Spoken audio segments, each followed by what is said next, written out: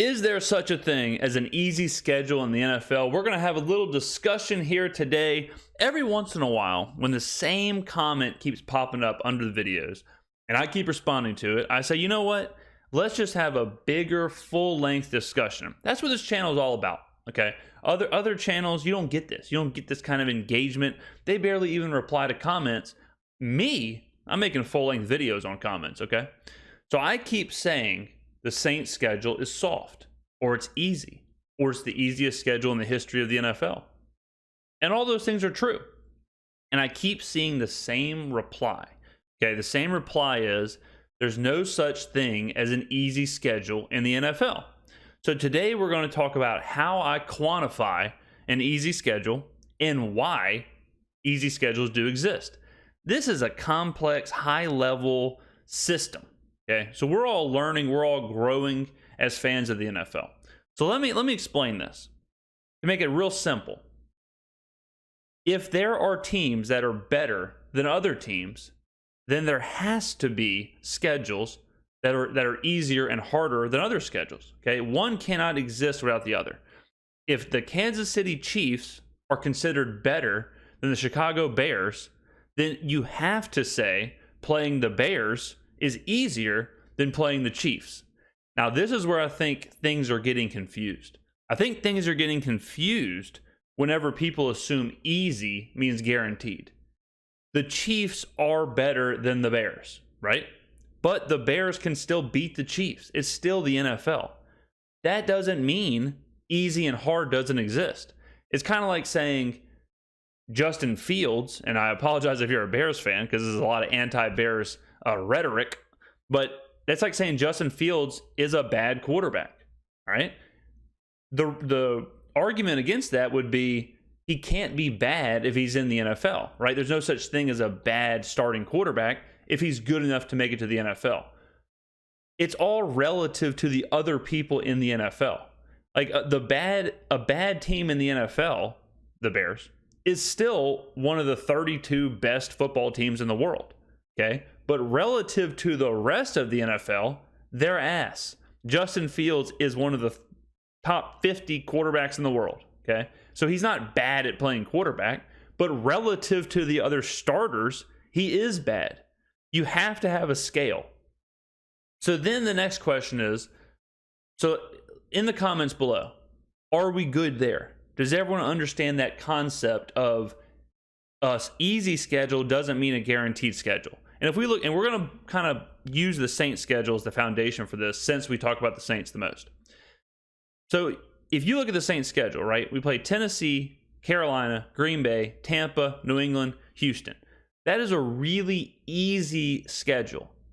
Now, that certainly does not mean we're guaranteed to go 6-0.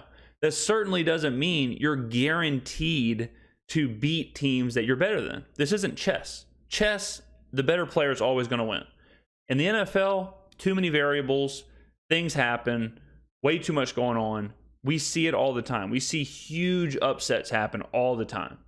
All right, so let's look at the Saints schedule. And this is how I quantify easy versus hard. Now, this part right here is important. The old way of doing it, the old way of determining strength of schedule was you looked at the previous season's win percentage. That's stupid. That's a terrible way of doing it. That's how ESPN does their strength of schedule rankings. It makes no sense at all. If you look at a team like Houston, if you looked at their win percentage last year, it's not relative at all because this year they have a new quarterback, they have a new head coach, they have new players. Like it has never made any sense to me to, I mean, even, like look at the Jets. I mean, it's hard. It doesn't make sense now that Rodgers isn't playing. But if you took the Jets' win percentage last year with Mike White and Zach Wilson, and you just use that for them this year, it wouldn't be fair when they had Aaron Rodgers, right? They're a much better team. So what I like to do is I like to go to a sports book. You can choose whatever sports book you want. For this example, we're using FanDuel. I like Caesars. Caesars is my favorite sports book personally. Caesars, DraftKings, MGM, FanDuel, they're all fine. You can use whatever you want. They're all going to be pretty much the same. And you look at the updated win totals. Vegas, is it corrupt? Is it slimy. Yeah, but they know more than anybody. Okay, Vegas is Vegas for a reason. They're building multi-billion-dollar casinos every day for a reason. So if you look at like the Ravens updated win total, it's 9.5. All right. If you look at the Bears updated win total, it's 5.5. So they're telling you that the Ravens are about 4 wins better than the Bears, somewhere in there. Are they going to be exact? No, but this will give you a nice little way to determine things. So then you may be wondering, okay, well, what do I do with this information? So if we look at like the Saints and we look at a team like the Browns, I'm just picking a random, I'm not sure why I'm getting Doc Martin ads up here. Jesus, I don't plan on going through a goth phase. Lord, look at the heel on this thing. But I just picked the Browns, just a random other team. So we won't do the full season. That'll take too long. So we'll just do like a 3-game sample. All right, so we play Tampa, New England, and Houston coming up. We'll just do 3 games. So let's do Tampa. So Tampa is 8.5. All right. Tampa's 8.5. New England, we're going to do some math here. 8.5 plus 7.5 is 16, right? Okay, so 16 assumed wins. And then what was the other one? Houston. Okay, so we're at 16. Man, I hope this math is right. I'm doing it on the fly. 5.5. So 21.5 projected wins that we're facing over the next 3 games. 21.5. So the Browns have the Baltimore, San Francisco, and Indianapolis. So let's do this. So Baltimore, 9.5. San Francisco is the other one. San Francisco. So we're at 9.5. 12.5. Okay, so that's 22. And then who's the third? The Colts. So we're at 22 already. The Colts are 7.5. So now we're at 29.5.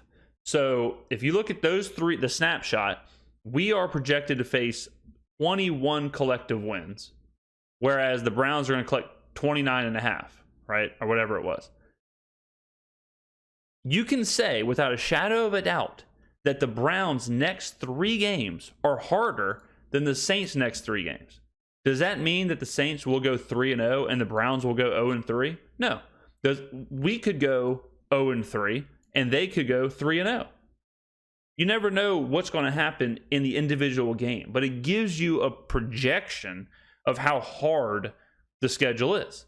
So you could do that for the entire schedule. You could go through the entire Saints schedule, add up all the wins, and look at that versus the rest of the NFL. And if you did that for every single team, every single week, you would have an updated strength of schedule. All right, so that's how you do it. And just like I said, there's no ifs, ands, or buts about it. There's no ifs, ands, or buts about it that in the next 3 games, our schedule is easier than Cleveland. No, there's no arguing it. Impossible. You can throw everything out. You can throw perception out. You can throw what you think about the teams out. You can throw weather out. You can throw all that stuff. You can quantify it down. And if you really wanted to get in depth, you could then blend it with the Super Bowl odds or any odds, Super Bowl odds, conference odds, division odds, whatever. But then you could blend it with, so like this is the assumed odds of the teams winning the Super Bowl. So this is basically the power rankings of teams that Vegas thinks. So if you look at the Browns again, they're playing Baltimore, San Francisco, and Indianapolis. So Baltimore for them is the 1, 2, 3, 4, 5, 6, like the 7th best team. San Francisco is the 2nd best team. Indianapolis is going to be way down. Indianapolis is right here. They're 32, 31, 30, 29, 28, 27, 26. They're like the 26th best team. We're playing Tampa, New England, Houston. Okay, Houston way down here. Who else we got? New England and Tampa. Tampa is middle of the road. New England, they got to be middle of the road too. So obviously, Tampa, New England, and Houston are projected Super Bowl wise way worse than San Francisco, Baltimore, and Indy. All right, if you blended all that. So that's another wrinkle you could add if you utilized those kind of odds. If you utilize the win total projections and the Super Bowl odds, blend that all together, that'll give you an idea of the strength of schedule. And hopefully this conversation kind of illuminates what I mean when I say that schedules are easier than the others. It actually kind of blows my mind. And actually, I honestly have lost sleep. I have laid awake at night and I have lost sleep because of the comments of that there can't be an easy schedule, and to stop saying that there's an easy schedule. And then I think, you know what? Why don't I just make a video about it? That way, we're all getting smarter. We're all being better watchers of the NFL. And now whenever I see the comments, I can just drop the link and say, hey, check this out. Here's 15 minutes on why strength of schedule matters and exists. So let me know in the comments below, ladies and gentlemen, does this make sense?